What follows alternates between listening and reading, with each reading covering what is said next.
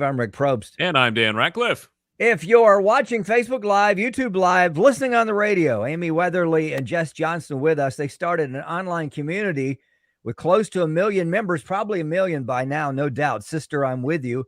We're going to talk about their latest book. I'll be there, but I'll be wearing sweatpants. Now, these guys, Jess is in Southern California, Santa Barbara. Amy in West Texas, and we have to have a Texan on every week because Dan's in Dallas. If not every day, then at least once a week we have to have a Texan. Yeah. So. And I usually have to stand up, but I'm not feeling it today. I'll just sit. Thank you. Okay. But right. We'll let you get hey, away. how are you guys? We're So good. Thank you for having us. Awesome. And Jess told us she's hiding out in her camper from her kids. So if the kids suddenly burst through the door, we'll know that they found her, and she'll have to find a new hiding place, right? Yes. Yeah.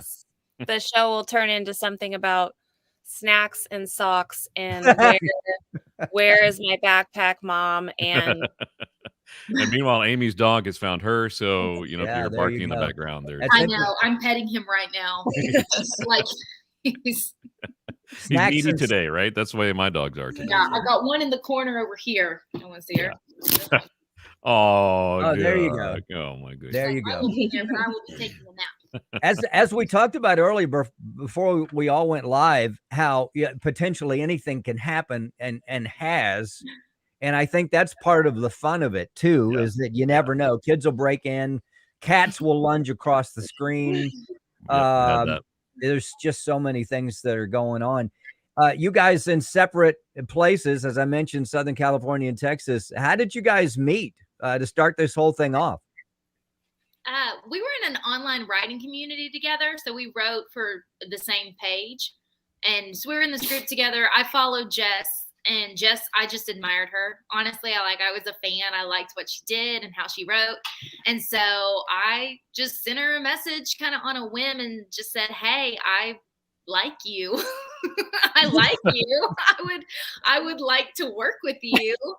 I would like to know you better. And it just kind of went from there. So we went from, talking on Instagram to kind of like, hey, so I don't want to be weird, but could I get your phone number? And not stalking you or anything, but but a little bit. And Jess, you said what? I said, well, I love you already. Let's be best friends. Aww. Did we just become best friends? I mean, we connected very quickly. That's good. Yeah. Now, what was it? I mean, thousands of people probably do that to people all the time. I mean, maybe even you guys. What was it? What was the thing that stuck you together that said, hey, this is going to be really an authentic relationship? I can see it coming. Well, honestly, I could tell from Amy's writing that she was an authentic, real she was authentic and real. And then as we connected, it was very clear that she's very authentic and real. So I think it was that specifically that enabled us to have a real connection, was the authenticity, keeping it real. Yeah. Amy, what was it you saw in Jess in the way she wrote that just spoke to you? It was the authenticity. Like, she was kind of a no filter. Let's just talk about it all. Let's be casual. Let's not use a whole bunch of big fancy words so that we sound smart. Yeah. Let's just say it like it is so we can actually get to women's hearts, and make them feel less alone. And it was just really obvious, and so I think both of us kind of approached writing and blogging different than most people did. And I just knew it. And I mean, there's nothing short of every once in a while in your life, there are certain things that you just know are supposed to be. You just do. And I knew, I was like, there was never a doubt in my mind that Jess and I weren't going to work together in some capacity. I mean, I didn't know this was coming. I will say that. Yeah. I had no clue this was coming. But I knew Jess and I were going to work together in some capacity. I was just drawn to her, and I couldn't explain it. I knew there was something, just some kind of connection. Well, take us back now. I mean, as I read, almost 1 million, probably 1 million by now, members. I mean, you can't really kind of plan that. You just start off. I mean, how did this You say, hey, let's get together, let's do this, and we'll just see what rolls, because you wanted to minister to, to so many ladies, so many people. And then now 1 million people. How's that happen? I think that, well, we connected over friendship because we're both super relational. We both really value friendships, and we both had seasons where we were where we were really lonely and isolated and didn't know how to find close friends. And those were some of the most painful times in our lives. So we connected over that. And then as we talked about it, we just realized, like, this is something that is a pain point for women everywhere, not just for us, because friendship is such a big deal to your life. And so I think, honestly, the way that it exploded just confirmed to us how important connection is, and how isolated and lonely so many of us feel, especially after the last couple of years. Yeah. We started the group, honestly, we started it on a whim. Like, it was like a hope and a prayer. Yeah. I mean, genuinely, it was like a light bulb moment for me. I was in the middle of packing, and my husband was furious with me because I always make us late. And it's always when we're visiting his family. He's like, "Why are you always late when we're visiting my family?" I don't know. But I adore my in-laws. But but I do not enjoy the road trip with 3 kids getting there. Yeah. But I was packing, and I had this idea, like light bulb moment. And I just called up Jess, and I was like, Jess, I think what we need to do is I think we need to start a page, call it Sister I'm With You, which is a phrase Jess had used in the past. I think we need to call it Sister I'm With You, and just talk about friendship. And I was like, I've already looked it up. There's not a Facebook page or an Instagram name or a website with that name. I don't see anybody on the internet doing this. I mean, I've done 5 minutes of research, and I'm not seeing it anywhere. And so it was literally like all thrown together in 10, 15 minutes. It was on a whim. Yeah. And I was like, absolutely, I'm all in. Let's do it. Yeah. Now, did you guys see it explode because of the pandemic and people being stuck at home and being alone and not being able to get out and have that connection as much? It exploded before that. I think that what we found is the loneliness was already there, and people already wanted to talk about friendship in a real and authentic way. But when the pandemic happened, all the busyness and chaos of life got really still. And so I think that if people were feeling lonely or isolated, that pain just got even more to the forefront because there wasn't so much to bury it anymore. So I would say that it definitely added to it for sure, but it was people already were wanting to talk about it. Yeah. Jess and Amy, we're talking about Sister I Am With You. I do want to talk about the book here in a second, but I'm just curious, with so many folks that you guys have been able to impact and touch, what have you heard from them that maybe surprised you? Jess? I just think, I mean, ever since I started blogging, I really started as like a mommy blogger and just laying it all out there, like, hey, I'm not enjoying every minute over here. I don't know if that's crazy, but when my kid is screaming in Target, it's actually really stressful for me and I don't enjoy it. And people were like, oh my gosh, I thought I was the only one. Me too. And that is so, I mean, as a writer, that is also a gift back to me because I feel less alone and isolated in the struggle. So I think the same thing with this platform on friendship. It's us being like, hey, I've had seasons of really intense loneliness, or when I have people over for dinner for the first time, I have anxiety and wish I would get sick so that I could cancel. Or, like sharing that reality. I think it never ceases to overwhelm and amaze me. All the women that come forward and are like, oh my gosh, I thought I was the only one. Me too. Yeah. I feel that too. I struggle with that too. And that in itself brings us together. Amy? Honestly, I'm not that surprised by what I've heard on the internet. I mean, I'm surprised by some of it, but for the most part, it's like this beautiful thing, like a comment that I see us, and Jess and I also have our own individual pages, so we juggle many balls. But Mm. one of the things that I see all the time is, oh my gosh, how did you get in my head? How do you know what I'm feeling? And the thing is that it's not a secret. I'm just really want to be vulnerable with what I'm feeling too. And I want to be really open with that. And the truth is, humans, we're all more alike than we want to admit. We all experience so much of the same things, the same angst, a lot of the same insecurities, a lot of those same, am I enough? Do I have what it takes? What's wrong with me? Like, we have all of those same thoughts, just not a ton of people are willing to throw it out on the internet and admit it to a million people.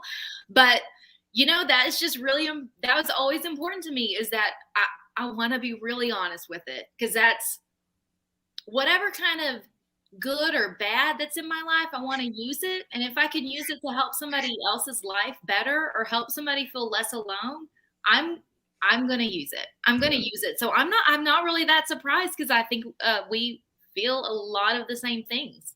Yeah. We're talking with Amy Weatherly and Jess Johnston, and we can talk about their new books called I'll Be There, but I'll Be Wearing Sweatpants. Now, I love the title, the sweatpants, especially because I've worn sweatpants so much lately, and I'm not even a woman, and this is probably aimed more at women, I would guess. But talk about the book, and especially where the title came from. Sweatpants are for everyone, first of all. Yeah. Thank you. Yes. Amen. Amy came up with the title because she is actually the title queen. Little known fact about her. She has amazing one-liners and titles. Well, Your Royal Highness, then how did this come about? The queen of titles. The honest truth is, they didn't like our first title. What was the first title? We have to know now. Yeah, you got to let us in on it now. Sister, I am with you. We're like, it's been working for us, though. Okay. So I want it to be some great story. The publisher was like, no, we don't like that one. And I was like, oh, we sort of based our whole careers on it. No problem. We'll change everything. It's okay. Yeah, but sure. So I do like to come up with one-liners a lot. Yeah. I do. That is something I genuinely enjoy. And so I came up with a few. And then as soon as this one hit me, I was like, oh, that's the one. Yeah. And then they even told us, they're like, okay, so we're going to test this out. And I was like, no, don't test it. It's that one. We're not changing it again. Yeah, even if people say they hate it, I'm like, no, that's it, because that is very authentic to who we are. Like, yes, and it encompasses the whole message of the book. It really does. Yeah. So tell us, what is the message of the book? What do you want folks to walk away with when they read it? We want to equip people to find friendships that are real and authentic. We're in like such a social media age, and it's so easy to think, I think especially for young people right now, that popularity is going to equal connection, that likes, that follows, that's what's going to make you feel like you belong and that you matter. But it's actually the opposite of that.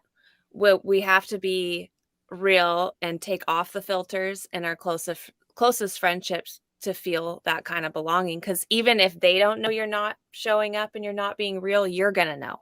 Yeah. So you're going to know that they're not truly loving you for you, because you are not showing up. We really want women to walk away with the feeling of knowing that they're not the only one who struggles with it, and empowered to make it happen. Amy, what would you add to that? I'm going to be very honest here, Dan. My dog just chewed up my favorite throw pillow. Oh, no. I know. Take my eyes, but not the throw pillow. You don't have enough throw pillows back there. I mean, come on. You need that one. I know. It was actually a Christmas throw pillow, but I felt like it worked for all year, so I can't even order it anymore. Bad dog. I don't know what Jess said, but I agree with her. Everything she said is authentic stuff right here. Yes. I do. Jess, did you talk about empowering women? I did. Oh, okay. I just don't want women. I don't want women to feel like they have to wait. I don't want them to. I did not say that. Wait for someone to come and knock on their door and be like, "Hey, would you like to be my friend?" because it's not going to happen that way. And if it does, you should run. Will you be my friend? Will you be my friend? No, but I will call the cops. But like, you don't have to wait around for someone to knock on your door. You don't have to wait for someone to invite you to a party. You don't have to wait for someone to include you at that table. You can give that friendship away. Yeah. You can plan the party, even if the party is a couple of Little Caesars pizzas in your messy house. That's fine. Invite people into it. You can throw the party. You can build the table. You can include other people. Friendship is a gift. And when we see it as a gift of like, and I say this at one point in the book, like there's a part where you realize like, this could be the answer to my prayer, but it could also be somebody else's prayer. I just have to be brave enough to do it. And so I want women to know they don't have to wait around for friendship to happen to them. They're okay. They're good enough. They are, hopefully after reading this book, they feel encouraged and equipped to go out there and make it happen. No more waiting. Yeah. I love that. Amy Weatherly and Jess Johnston, they have the Sister I Am With You online community. The book has a different name. I'll be there, but I'll be wearing sweatpants. I love that because I know when we have people over, it used to be we had to clean like crazy the house, and it'd be perfect. And it honestly, it just wore me out.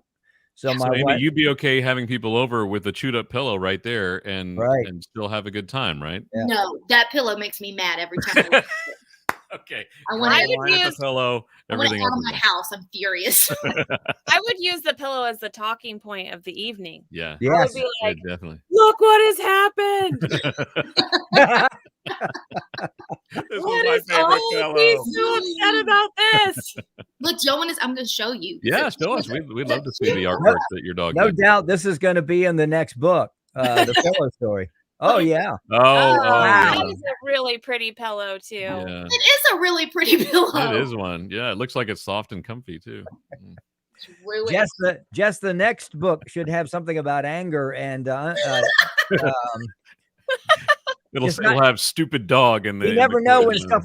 I mean, that's life, right? You know, I have throw pillows, except when my stupid dog eats them. Yeah. Yes, exactly. See, We're here to help you with your next book, right here. Right, not to belittle your experience because it is painful, obviously. Frustrating. Lose a throw pillow. It's hard to lose a good throw pillow. Not enough people are willing to talk about the grief that comes. It'll still throw though. You can throw it at the dog, maybe. I said that. Oh.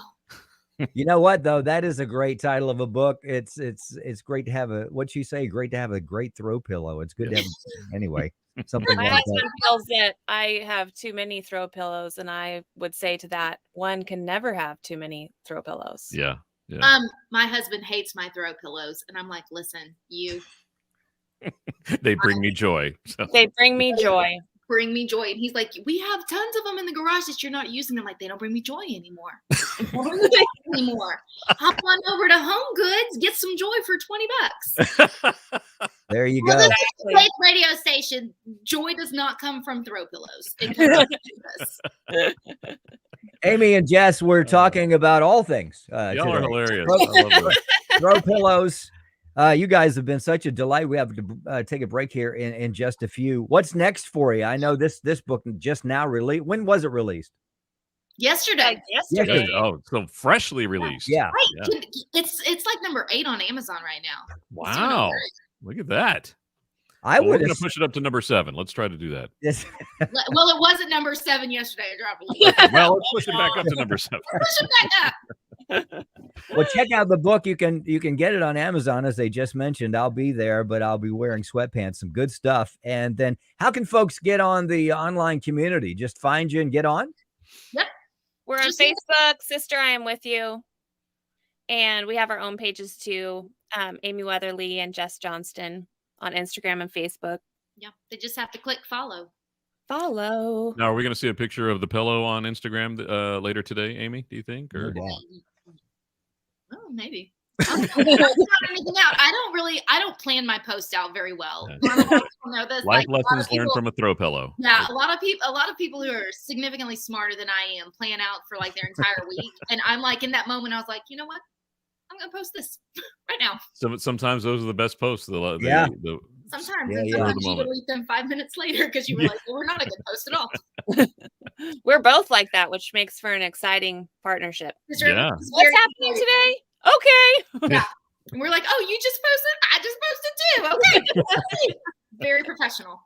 Very. You two are such a blast together. Yeah, Thank yeah, you we so got to much. have you back if you're up for it. We'd love to have you back Oh, yes, you'd love it. We'd love to be in the on. spring. We'll catch up with you in the spring, and we'll find out what folks have been saying about the book. And it'll probably be 2 million folks on the online community by then, no doubt. Sister, I Am With You. That's the online community. The book is called I'll Be There, but I'll Be Wearing Sweatpants. Amy Weatherly and Jess Johnston. Guys, we appreciate you. Let's take a break. We'll be right back. I'm Rick Probst. And I'm Dan Ratcliffe. This is Faith Talk Live.